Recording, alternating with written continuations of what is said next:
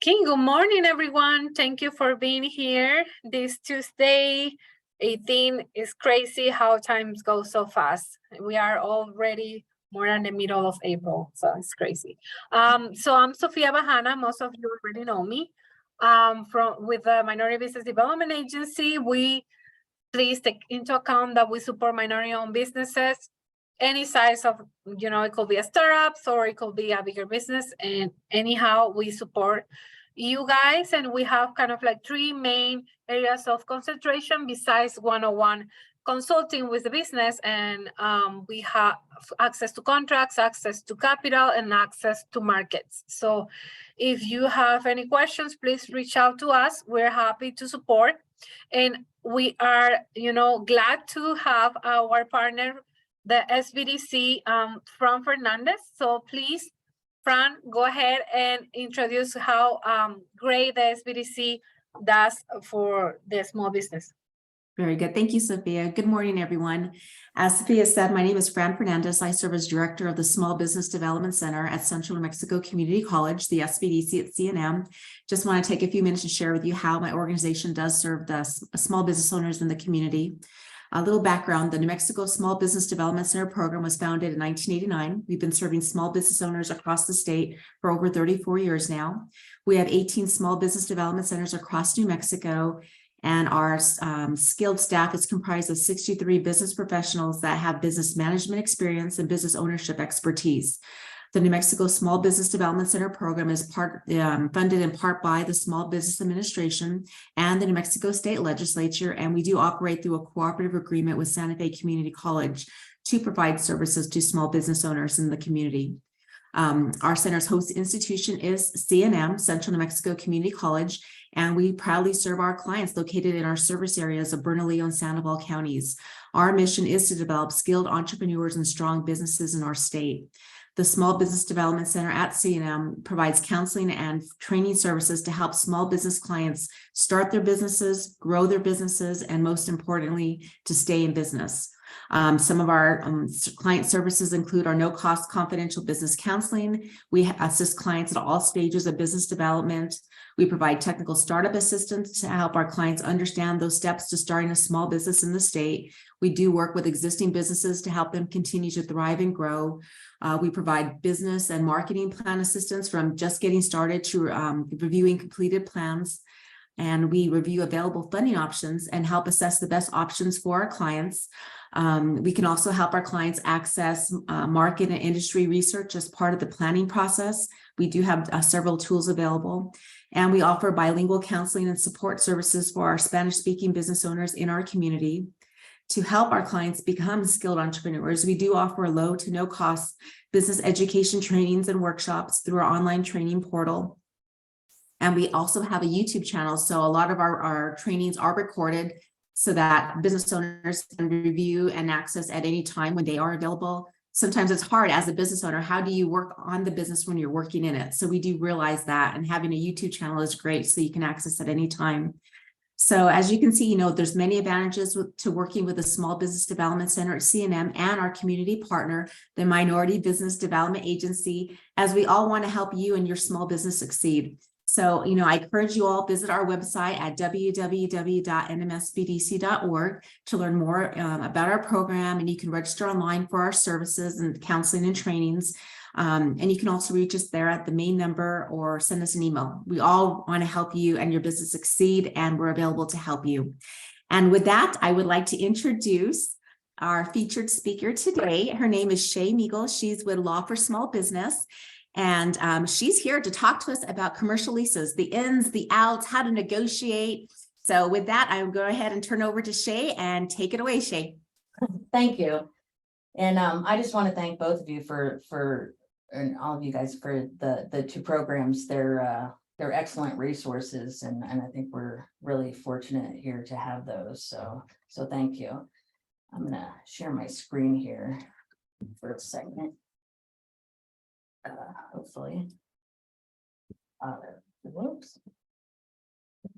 All right. All right. Can you guys able to see this? Okay, hold on.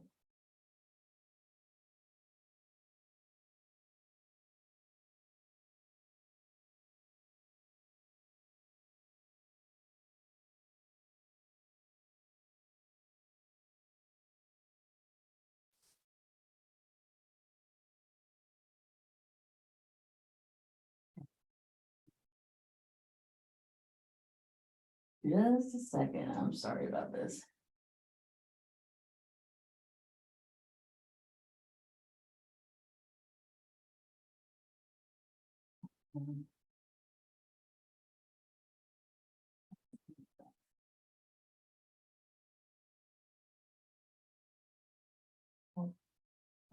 Sorry about that.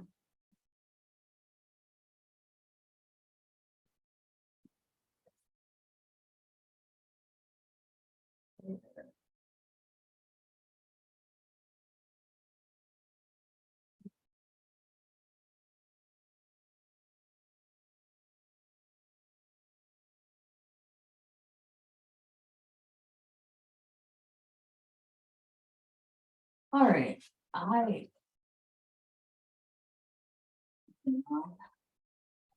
Okay, do you know where is the screen, share screen? yeah, no, I did that and it's not letting me. Okay. Do not know what to do here. I've done this a ton of times. And I am so sorry. It's fine. Wait 1 second. Hold on, turn off my camera for 1 second, sorry.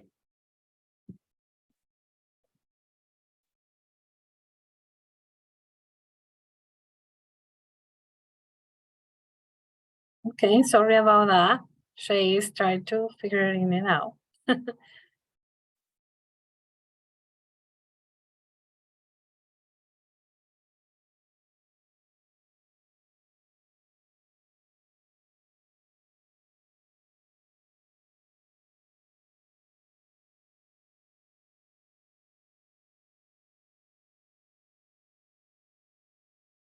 So in the meantime, I just wanna explain you guys that once Shay can take questions, whenever you guys feel that you guys have a question, you can put it in the Q&A section.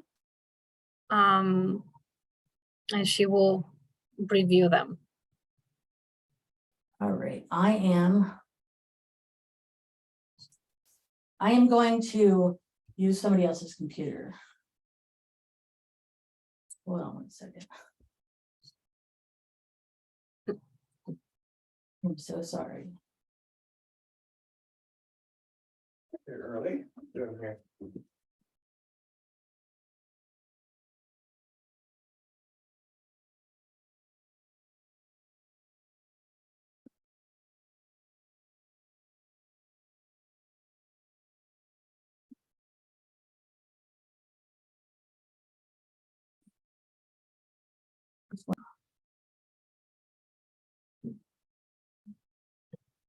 Slideshow.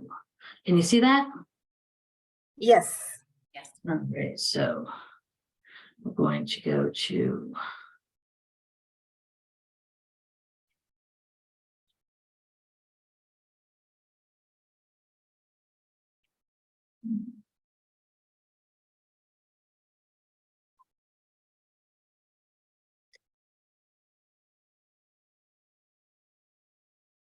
The left, kind of like the little corner, yeah, you can make it bigger. At the bottom left, Oh, the bottom left. the little, Which, I'm sorry, which part? So I think it's the bottom right, Sophia, if you want to go ahead and scroll over. Yeah, I got it. yeah, right here. mine, yeah, my right. Yeah, the full Like screen. my other- There you go. yeah, that one. Go over a little Ready? bit. So, one more. No. To the, So it's a rectangle that has a little stand looking thing on it, the icon there at the Oh, I bottom. see, I'm sorry. Yeah, there, go ahead and click that. Got it. There you go.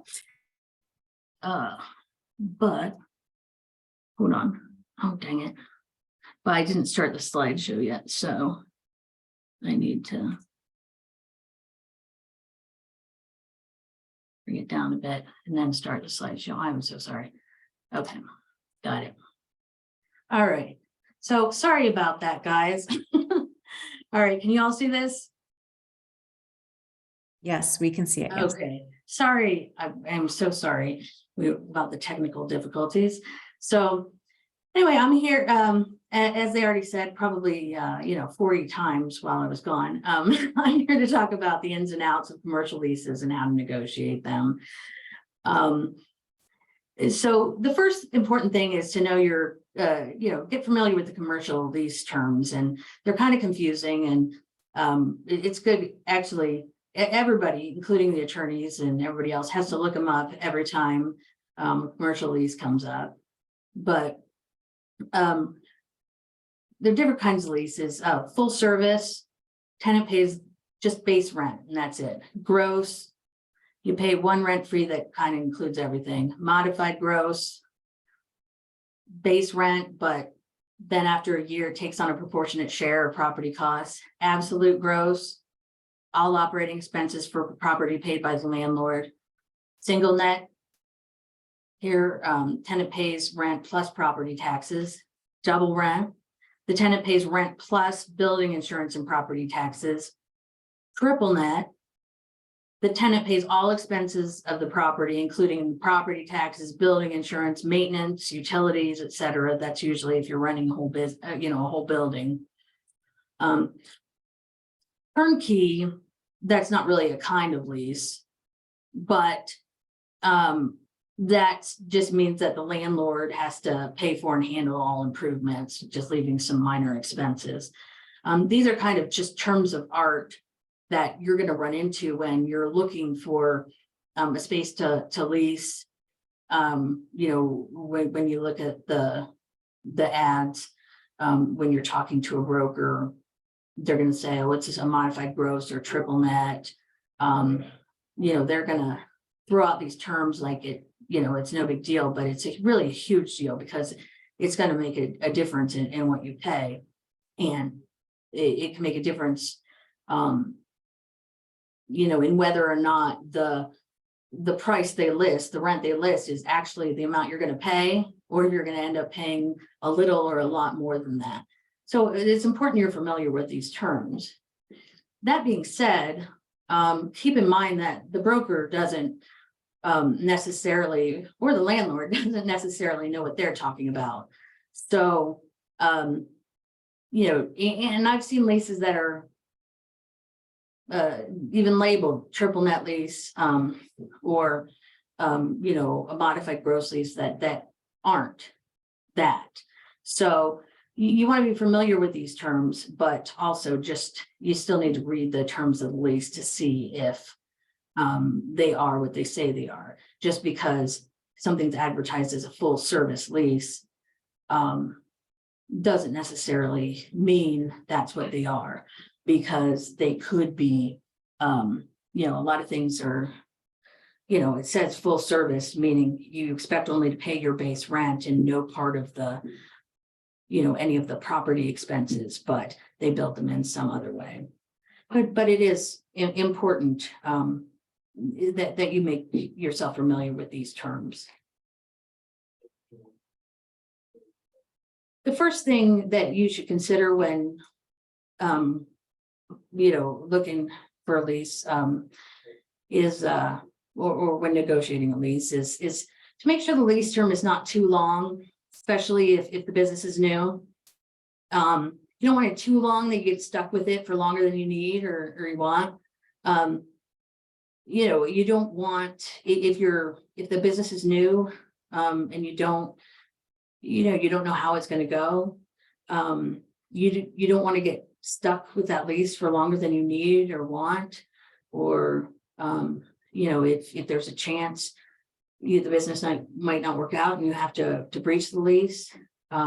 You don't want to get stuck with large debt, especially if you personally have to guarantee it, which we'll discuss later. But also, you don't want to, or if you think you're going to grow, and need a bigger space. But you also want to make sure it's not too short, especially if you feel like it's a good rate, good rental rate, because you don't want to have to renegotiate it too soon, and give the landlord the opportunity to raise your rent. The ideal thing is to try to have a shorter initial lease term with options, and those, to that you can exercise, that you as a tenant can exercise after, you might have a 2-year, 3-year lease with a series of short-term options that only you as the tenant can negotiate. So you might have a 3-year lease term with several options to extend that for 3 more years. Like if you give, 2 months notice, you can extend that for another 3 years. And then if you give 2 months notice before that 3 years ends, you can extend it another 3 years.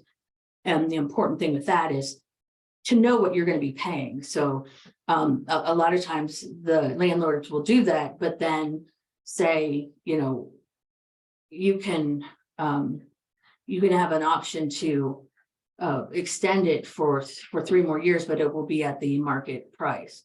And that really doesn't give you much of a benefit, other than, you can stay there and they're not going to rent it to somebody else. But it still puts you in the position where you have to renegotiate it if, commercial property values go up or something. Because what you don't want to happen, though, is that you're in a place that works for you. It's going to be, your business is going well. It's going to be expensive to move, and your lease is ending. So you have to renegotiate with the landlord who knows all these things. And maybe the property prices have gone up, maybe they haven't, but the landlord is in a prime position to, and has the leverage to raise your rent, because they know that it's not a great position for you to move, and to have to look for a new place and move and do everything at that point. So you want to try to avoid that. And the best possible way is to get options to extend the lease, but not be tied into that. And again, you want to lay out have those options, lay out the rental rates for those options, with whatever the 5% a year increase or whatever you guys have agreed to, 1%, set that out in the lease. And again, the rental amount, you need to, as we discussed with the first slide, make sure you know what is or is not included in your rent, whether there will be additional costs or additional rent amounts you're going to have to pay, on top of the base rent amount. You need to know, are you going to be responsible for a pro rata portion of, property taxes or insurance, the building insurance payments along with the other tenants, or maintenance, that kind of thing. Are there CAM charges, which is the common area maintenance, pro rata share? Do you set up and pay your own utilities, or are those included?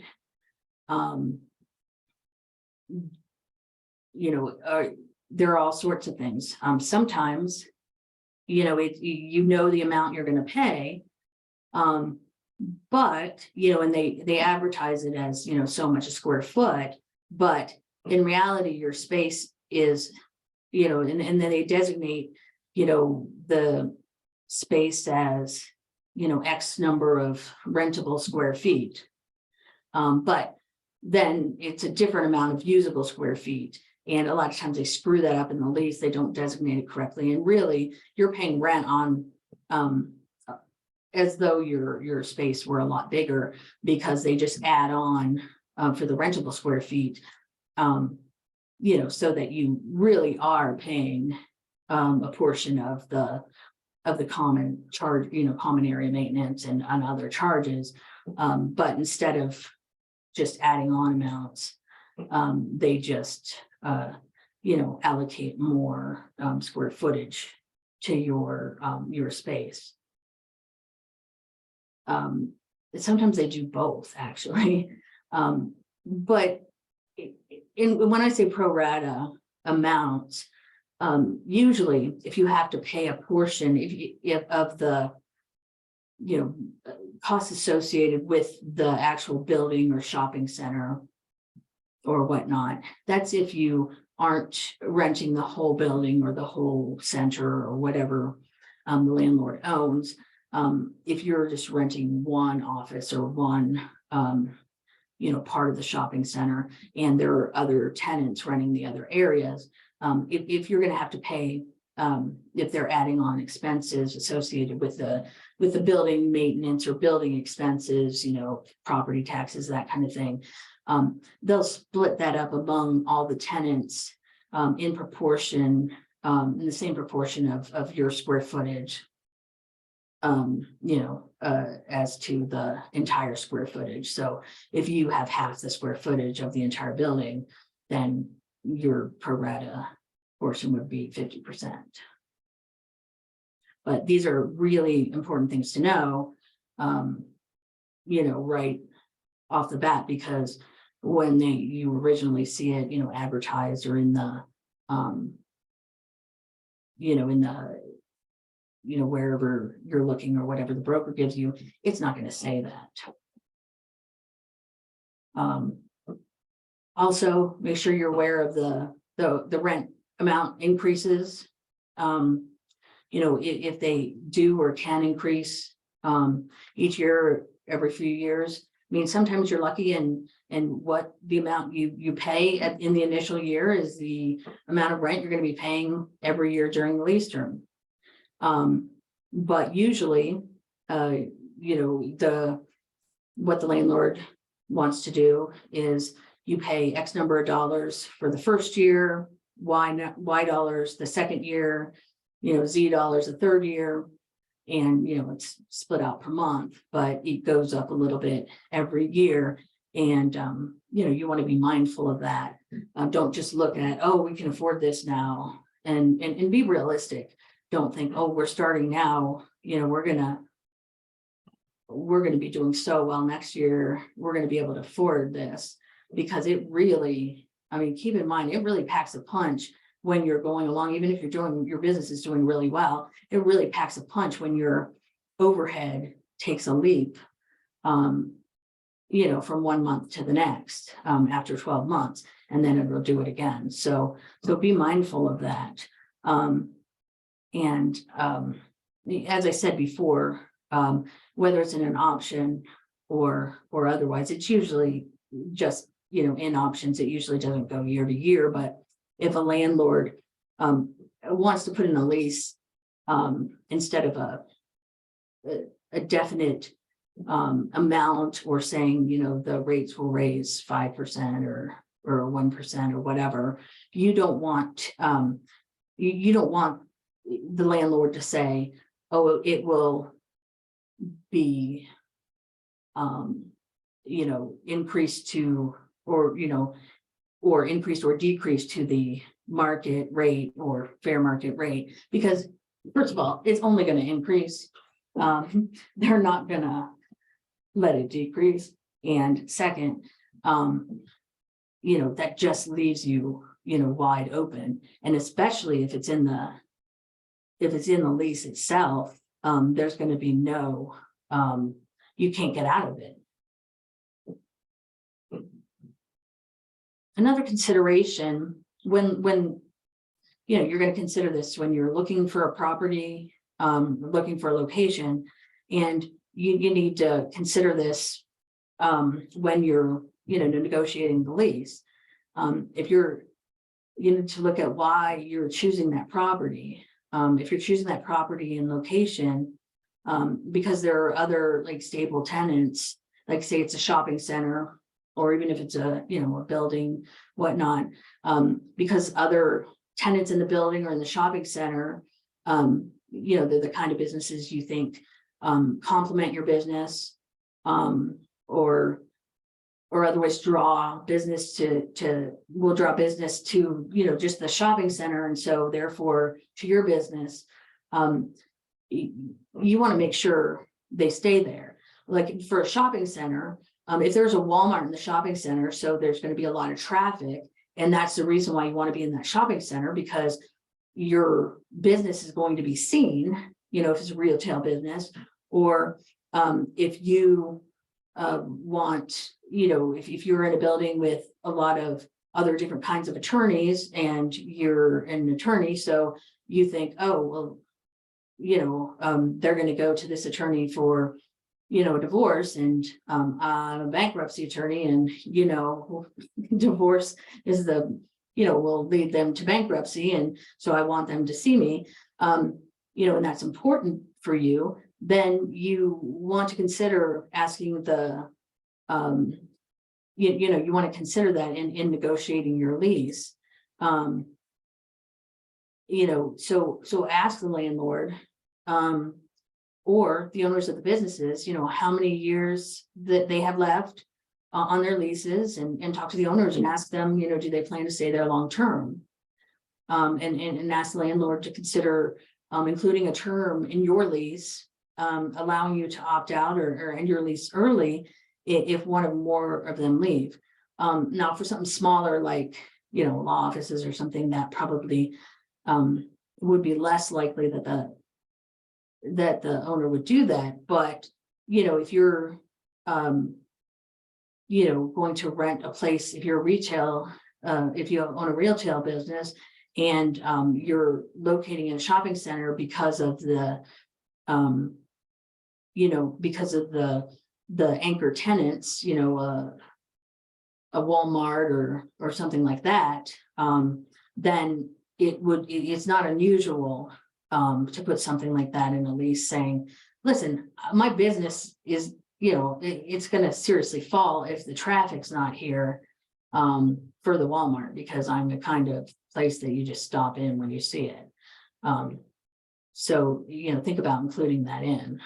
And, you know, kind of on the flip side, you know, you don't want to, you're not going to, generally, if you have a retail store, you're not going to move into a shopping center that has the same kind of store. You're not, if you're a pizza place, you're not going to move in next door to another pizza place. You know, the same thing, you know, you're not going to probably dentist off. Well, I don't know about dentist offices. There seem to be, you know, whole, you know, whole professional clauses that include a lot of dentists and stuff. I don't know if they practice in different specialties or not, but you know, you don't want to generally move into a place that there's a competing business right nearby. And so in this, especially for retail places, but I imagine for all different kinds of businesses, if it's going to create a problem for you, if the business, you know, if the landlord rents a place very close or within the same shopping center, within the same building, to a similar or competing business, you ought to ask the landlord to put that, and actually insist that the landlord put that in your lease, that the landlord cannot lease to, you know, a certain, you know, certain kind of business, certain kind of establishment. And, you know, you describe what it is, because that would certainly affect your business. You know, there's nothing you can do if the landlord doesn't own the building next door and they put in that kind of business. But as far as what the landlord owns, you know, you can work that into the, to the lease. You also want to look, you know, and discuss with the landlord and look at the lease, the breach terms and the remedies for breaches. I see all the time in commercial leases that they're not clear. It's not clear when a breach occurs. I mean, it says, you know, maybe what you're supposed to do, what you're not supposed to do, but it's not so clear what constitutes a breach of the lease. and whether you can fix it or whether you can't, whether they have to give you notice, whether they don't. And especially when it comes to the landlord's responsibilities. You know, the landlord has certain requirements and duties under the lease. And a lot of times it's very, you know, the leases are very vague as far as what you can do and what your remedies are if the landlord doesn't do what the landlord's supposed to do under the lease. Like, what happens if you do put into the lease a term that says, you know, the landlord, you know, I'm running a pizza place, the landlord cannot rent another spot in the shopping center to another pizza place, but the landlord does. You need to know what your remedies are. You need, what are you allowed to do? If the landlord ends up doing that, are you allowed to stop paying rent? Are you allowed to give the landlord notice? And if the landlord doesn't kick the other folks out in a month, are you allowed to you know, move and be released from the lease?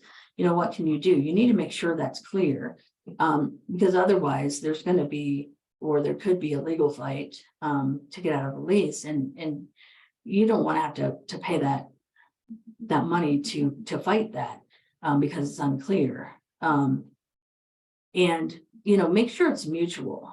Another thing you see all the time, because the landlords or their attorneys are writing leases. It'll say, you know, you don't pay your rent, we're going to give you 3 days. And, you know, you're not consumers. So it's not like they have to take you to court to evict you. I mean, sometimes they have to, but they'll say, yeah, we'll give you 3 days. You don't pay the rent, you know, we're locking you out. On the flip side, if we don't do something that we're supposed to do, you have to give us notice, and we have 6 months to fix it. If we don't fix it, if we don't think it's fixable within 6 months, then we'll send you a letter and tell you when we can fix it. It's very, very one-sided. So you need to be careful about that, and you know, ask for those things to be changed in the lease. Let's see. The other thing, but you know, those kind of things, they seem like they're boilerplate, and they seem, you know, a lot of people when they read the leases, they don't think that those things can be changed, but they really can. Also, as far as your lease or your, you know, any breach on your part, like and it's usually in payment, but also anything else, you know, try to build in extra time for you to cure any breach. Just because you're building in extra time, it's not giving you know, a lot of people don't want to do that because they think, oh, I'm basically telling the landlord that I plan to be late on my rent or something. And that's not what it's doing. It's not a red flag. And make sure it's very clear in the lease what you're responsible to maintain, repair, replace. You know, are you responsible if you know, somebody vandalizes the place, somebody breaks a window? Are you responsible for plumbing, roofing, HVAC? Sometimes, I mean, you think it would be common sense, but a lot of times the landlord sticks stuff in there that makes no sense at all. So you need to make sure you know, and if it doesn't seem right to you, ask to have it taken out of the lease. You know, don't agree to be responsible for the actions of your customers, especially if you're a retail place and people come in and out. Be very careful about indemnification and hold harmless provisions. These are in all sorts of contracts, but I see more and more in leases. Make sure they're mutual, and all the time in contracts, whoever's drafting them, which is usually the landlord, they're trying to stick you, you know, basically saying, you know, hold harmless and indemnification just means like you know, if the landlord gets sued for any of these things, you agree to, you know, basically go in and defend it. And if they spend any money or get, you know, if somebody gets a judgment against them, you will pay them, you know, you will indemnify them for anything they lose. they'll put anything in there, even if it's their fault. And you don't want to have those things in there. I mean, clearly, if it's something you guys did and you caused it, that makes sense. But by the same token, if they caused it, they should, hold you harmless. Your business, I won't go into this, but your business should already be an LLC or a corporation. So make sure that the lease is in the right name, and that's in the name of the business. Do not let them put it in your name personally. Try to get the landlord not to make you personally guarantee it. A lot of landlords will require it. But I mean, never offer to do it. Some won't require it. And some do. Unless you're really, really set on that property, you might want to look for a different property where the landlord won't make you personally guarantee it, because that's a lot. I mean, you're talking about if something happens and the business goes under, I mean, you're probably losing your livelihood anyway. And then to owe personally, I mean, that's hundreds of thousands of dollars potentially. So really, really consider it before you personally guarantee a lease. It is normal for them to ask you, but it's getting, depending on how the market is. I mean, I find it's getting less and less, or it's getting more and more likely that they'll agree not to require a personal guarantee. I mean, and just tell them, you can't or you won't, and see what happens. I'm not really going to go over eminent domain casualty provisions. Just be careful of provisions that make you continue to pay rent when you can't use your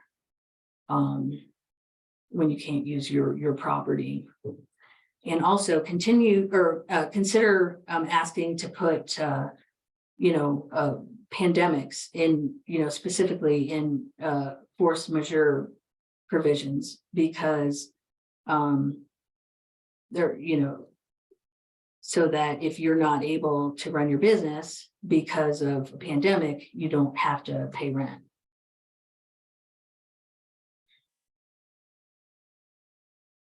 Some other considerations about what to, include in leases. Just things that are important to your business. Anything that's important to you, include it in the lease, even if it seems odd or random. Just include it in the lease. It's not going to cost you anymore to include it in the lease generally, unless you're asking them to build something or do something. If you see something that's already in the property, and you want it, and that's something you like in it, then include it. Otherwise, don't assume it's going to be there. If you want a cleaning service, if you intend to sublease, if you already know that. I mean, most leases have a provision that you need their permission, but if you already know you're going to rent out salon space, or if you're going to rent out offices, just have that put in the lease. If you're running an IT business or something, or if you're running something that requires special plumbing, special electrical, check that out first, or put it in the lease that the landlord has to bring it up to your specifications. Don't assume the landlord's representative or broker knows what they're talking about, frankly, about anything. And I'll just say that for people in general. You say, okay, do they have this, electrical setup? Oh yeah, I'm pretty sure they do. Or do they have, Cat 5? Yeah, I'm pretty sure they do. Yeah, don't, because if it's not in your lease, then you're out of luck. Because once you sign your lease, all the other representations of the broker, you basically say in your lease, you're not relying on those. So it doesn't really matter what the broker said. Just make sure it's in the lease. And as far as negotiating, just a few tips. Don't assume it's boilerplate language or it's their standard lease. what it might be, but don't assume nothing can be changed, because it can. Never ever sign a lease unless you totally understand it, unless you totally read it. Don't just scan over or just skip the points that you just assume is just normal lease language that's in every lease, because all leases are different from one another. The first things you're going to negotiate, and the rental amount, and the term of the lease, as far as how long the lease is going to be. Usually you do that, up front. And then after that is when the landlord or the broker will give you a draft lease agreement. And again, don't raise the issue, don't offer a personal guarantee. People want to rent to you, so they're not going to say, don't think you have to like beg and say, well, I'll even sign a personal guarantee, whatever. I mean, people, if they have a place to lease, they want to lease to you. Don't think that you're not, just because it's a new business or whatever, that you're not worthy to rent or you need to offer extra stuff. Go in there with the attitude that they're lucky to have you rent their space. Even if they bring it up later, say, well, you didn't bring it up before. And whenever they bring it up, just, try to get them not to require it.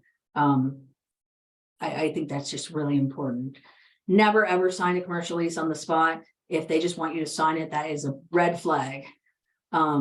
If they're saying, well, we have other people looking at it, whatever. I mean, and they might, but you're going to regret just signing it. Take a copy of the proposed lease with you or have them email it to you. You really need an attorney to review it. Just some attorney that's used to reviewing leases. You really should have some attorney doing it. And I'm not advertising for us, just anybody, just have somebody do it.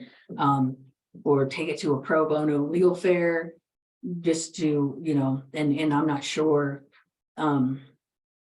if these folks do it, but you just need somebody, a professional to look over that. Because if there are things that you don't understand in it, you can't ask the landlord or the broker, because you can't rely on what they say. I mean, just legally, you can't rely on it. I'm not saying they're lying, but legally you can't rely on anything they're telling you, and it could be wrong. Make proposals for the renewal options and the rental amounts for those, and any change, any other changes to the rent.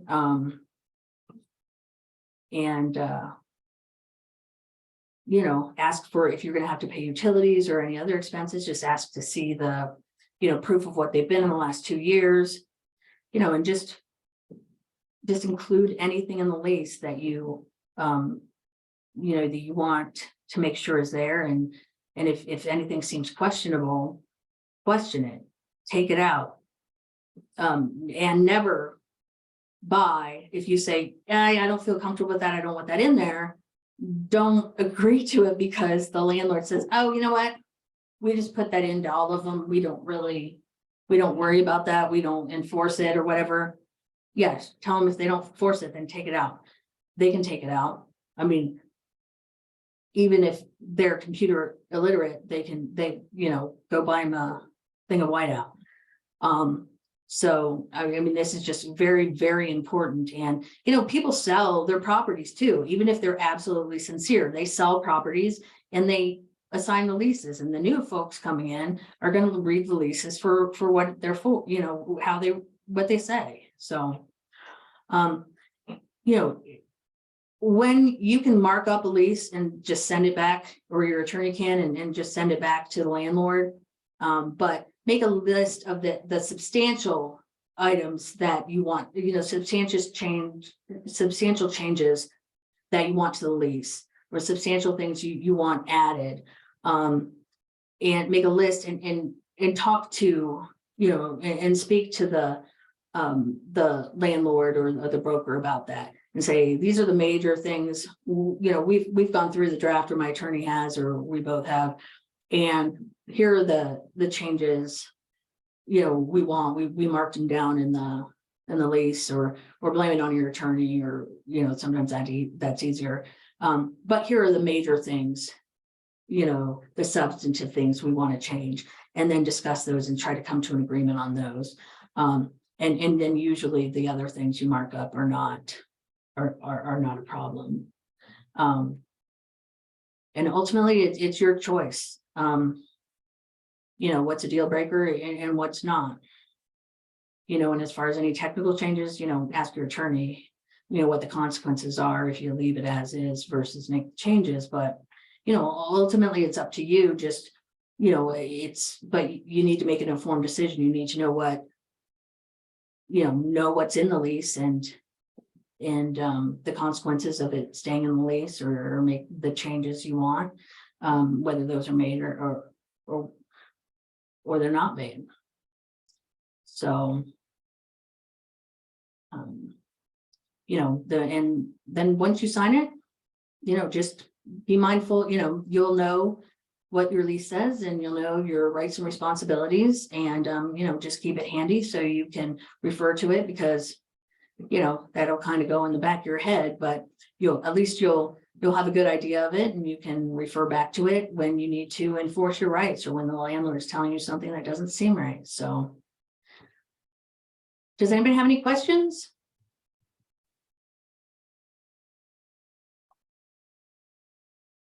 Yes, Shay, is one question on the Q&A, if you can take a look Sure. at that. Oh, okay. Hold on. Let me see here. I'm trying to reduce the settings here. Okay.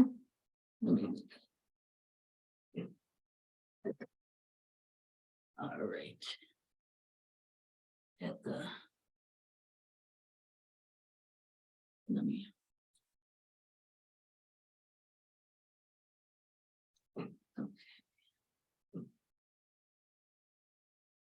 Yeah, where's the Q&A? I'm having trouble finding it. It's in the same where you have your share screen button, just to the left. Oh, And we can read it to you too. Yeah. okay, that would be great, because I'm having trouble since I Yeah. have. Okay. So, Shay, Sorry. The question is from Brian Foster, and he is asking, hello, we are considering a lease with option to purchase the space at the end of lease term. Lessor's attorney is trying to tell us to seek full financing prior to signing the lease. Also for us to seek out and pay for an appraisal. Could you provide some thoughts on these points? Well, and at the beginning, I don't think he said what the lease term was before the purchase. Right. Right. So, I mean, if the lease term is, just a couple of months, then that would make sense. But I mean, otherwise, as far as the obtaining financing beforehand, that doesn't make sense, because, the financing that, whatever, no bank is going to make a financing commitment that will be good in a year or 2 years or 3 years, assuming the lease is, for anything other than, like 3 months or something. As far as an appraisal, I mean, when you get your financing, when you set up your financing, you're going to need, need to get an appraisal. I mean, your financing company, the bank or credit union, or finance company will obtain an appraisal, but they'll go through their own company. They'll obtain it themselves. So it's not like you're going to save money down the road, probably, unless you know now who you're going to finance with, and you use their preferred appraisal or appraiser, then maybe. But they're also going to want to current appraisal at that time. So the reason why you would want an appraisal now is if you were already putting in the, you know, the contract, the value, you know, what you were going to pay for the property, which would make sense.